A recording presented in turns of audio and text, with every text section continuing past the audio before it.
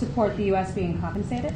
I support the idea to have Ukraine first being compensated because they are the ones who have lose a lot of their fellow citizens and being destroyed by these attacks. Second, all of those who paid for could be compensated, but not by Ukraine, by Russia, because they were the one to aggress. Again, just so you understand, Europe is loaning the money to Ukraine. They get their money back. No, in fact, to be frank, we paid. We paid 60% of the total efforts, and it was through, like the US, loans, guarantee, grants, and we provided real money, to be clear. Yeah. We have 230 billion frozen assets in Europe, Russian assets, but this is not as a collateral of a loan because this is not our belonging.